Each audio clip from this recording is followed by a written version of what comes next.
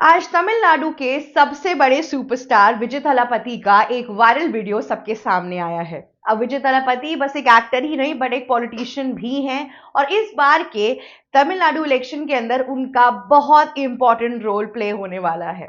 उनकी पार्टी अभी हाल ही में बनी है टीवीके, जो इस बार के इलेक्शन कैंपेन में कंटेस्ट करने जा रही है। ये विजय थलापति और उनकी पार्टी का पहला इलेक्शन है। सबकी उम्मीदें बहुत तौर पे एक तरीके से टीवीके पे अड़ी हुई हैं। देखिए, टीवीके से पहले भी बहुत से ऐसे तमिलनाडु के फिल्म स्टार सुपरस्टार्स हैं जिन्होंने अपनी पार्टी बनाने की कोशिश की, पर बहुत बुरी तरीके से इनको हार मिली। रजनीकांत ने तो अपनी पार्टी लॉन्च ही नहीं की, वो एक आइडिया तक ही बस रह गया। और कमल हासन ने जब लॉन्च की और चीजें की तो वो बिल्कुल भी सक्सेसफुल नहीं हुआ, तो उन्होंने यू टर्न करके अपने फिल्मों की दुनिया में वापसी ले ली। अभी भी वो डीएमके वगैरह के लिए अगर आप देखेंगे तो कैंपेनिंग करते हैं, पर उस तौर पर नहीं आए जिस तौर पे अभी विजय थलापति खड़े हुए हैं। विजय थलापति का जो इस बार का पूरा एग्जिस्टेंस है इस पूरी इलेक्शन के अंदर, वो बहुत ज्यादा महत्वपूर्ण है, क्योंकि अभी तक एआईडीएमके और डीएमके दोनों ने ही द्रविडियन पॉलिटिक्स पे खेला है, लेकिन इस बार चीजें डिफरेंट होने वाली हैं। इस बार यहाँ पर एक ऐसा वोटर बैंक बनने वाला है क्रिश्चियंस का, जो कि सिर्फ विजय थलापति को भी जा सकता है।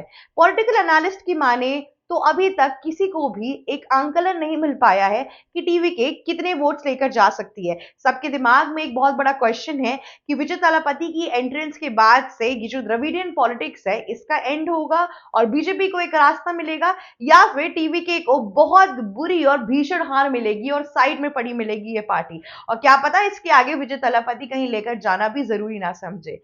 देखिए, अभी इन सब चीजों के बीच में जब चीजें चल रही हैं, तब टीवीके के जो विजय थलापति है उनका कॉन्फिडेंस लूज होते हुआ दिखा नहीं मुझे। लेकिन इस बार अभी जो मैं वीडियो मेरे सामने आई हुई है टीवीके की, उसके अंदर एक चीज फुल प्रूवन समझ में आ रही है कि डीएमके से और एआईडीएमके से कितना हद तक टीवीके डरी हुई है।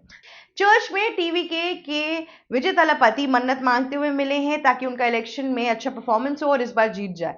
देखिए, हार और जीत तो अपनी जगह है, पर इतना डिल्यूजन में रहना भी सही नहीं होता है। टीवीके अभी आई है और भगवान से ये मन्नत मांगना कि मैं जीत जाऊं, आपकी जाहिर सी बात है कि इंसान यही मांगेगा अपने लिए। पर अगर मैं आपको रियलिटी बताऊं तमिलनाडु की, तो ऐसा कुछ भी नहीं है। डीएमके अभी भी बहुत हद तक पावर में है। डीएमके के पास ना कि सिर्फ और सिर्फ द्रविडियन का राजवंश है, पर साथ ही साथ अगर आप देखेंगे तो माइनॉरिटी वोटर बैंक जैसे मुसलमान और क्रिश्चियंस का भी वोटर है।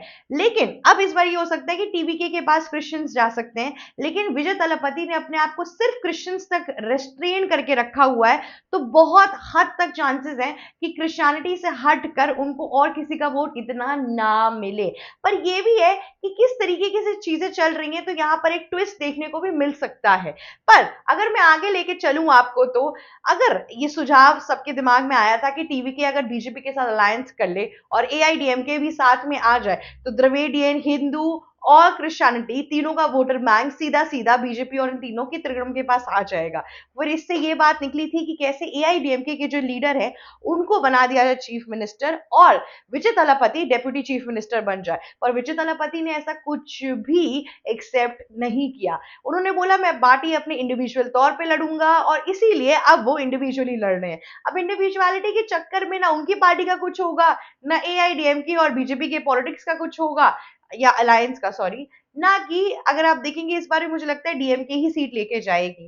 डीएमके ने अभी अपना एक नया शस्त्र लॉन्च किया है जिसका नाम है अरविंद केजरीवाल। जी हाँ, उन दोनों को साथ में देखा गया रोड शो करते हुए, जिसके बाद से सबके दिमाग में ये क्वेश्चन आया कि राहुल गांधी को छोड़ के आज डीएमके के एम के स्टालिन केजरीवाल के साथ कैसे अपना एक रोड शो करते हुए दिखाई दे रहे थे। इनफैक्ट केजरीवाल बहुत टाइम तक है और अब वो बहुत रोड शोज करेंगे तमिलनाडु के अंदर।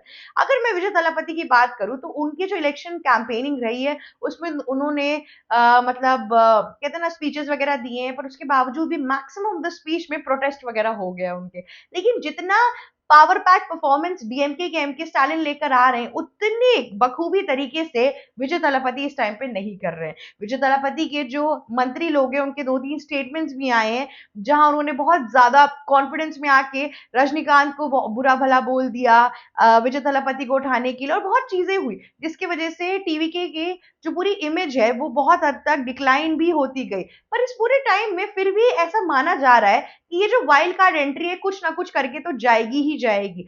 अगर टीवीके ने अच्छे से अपने आप को कैंपेनिंग की तरफ डाला होता और अभी भी चांस, अगर वो अच्छे से कैंपेनिंग करना शुरू कर देंगे तो बहुत हद तक चांसेस है कि जीते ना, पर फिर भी ऑपोजिशन में एक अच्छी सरकार बना सके, जिसके बाद से उनके पास लेवरेज होगा कि वो किसी भी पार्टी के साथ अलायंस करेंगे तो विजय थलापति ही चीफ मिनिस्टर की कुर्सी पर बैठेंगे। पर जिस हिसाब से उनकी सियासत की पूरी समझ है वो बहुत ही, एक कहते हैं इमेच्योर इंग्लिश में वर्ड है और हिंदी में बोलूं तो ना समझ, इमेच्योर जैसा कुछ अगर आप मान लीजिए, इनएक्सपीरियंस्ड ऐसे दिखाई दे रहे हैं। उनकी एज सच कोई रैलियां इतनी नहीं हो रही हैं, अभी तक चीजों की शुरुआत नहीं हुई है। डीएमके ने जहां सबसे कहते हैं ना हष्ट पुष्ट पार्टी है, उसके पास इतनी ढेर सारे वोटर बैंक है, उसके बावजूद भी उसने चीजें शुरू कर दी। लेकिन एआईडीएमके ने और टीवीके के विजय थलापति ने, इन लोगों ने आज सच कुछ भी शुरू नहीं किया है।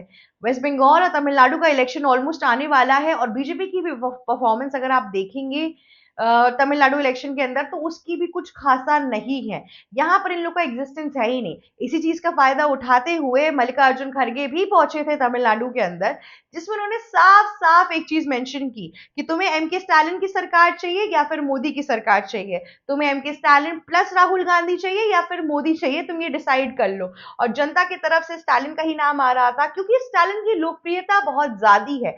उनको अनामलाई ने एक अच्छी कॉम्पिटिशन तो दी थी हिंदू राष्ट्र के बारे में, या फिर मैं बोलूं कि हिंदुओं के साथ जो ऑपरेशन हो रहा है तमिलनाडु के अंदर उसके खिलाफ बात करने के लिए, पर उसके बावजूद भी वहां पे कोई असर होता हुआ नहीं दिखा, क्योंकि एंड मोमेंट पे अनामलाई ने इलेक्शन में लड़ने से ही मना कर दिया। तो इतने सालों से जिन्होंने मेहनत की थी सब पानी में फिर गए। लेकिन यहाँ पे ये सारे जो चेंजेस उन सबके चीजों के बीच में हमें एक और चीज देखने को मिल रही है कि टीवीके के बाद से ये होगा कि द्रविडियन पॉलिटिक्स का जो वोटर बैंक है वो तो जरूर कटेगा ही कटेगा। जो क्रिश्चियन वोट जाते थे डीएमके को, जिससे उनका एक कंप्लीट पैकेज बनता था, उसमें से करीबन 5%, 6% या 10% कट के टीवी के पास आएगा तो जरूर। और लोगों के अंदर, जनता के अंदर विजय थलापति को लेकर एक अलग तरीके का प्रेम है।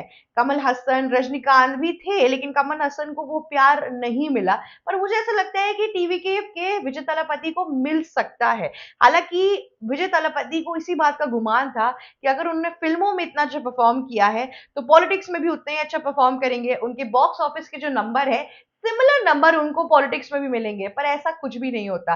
सियासत और मूवीज ये दो बहुत अलग अलग सेक्टर्स हैं, और इसको जब जब लोगों ने जोड़ा है तब तब उनका विनाश हुआ है। इसीलिए इस पूरे टाइम में लोगों ने सजेस्ट किया था कि बीजेपी के साथ अलायंस में आना चाहिए।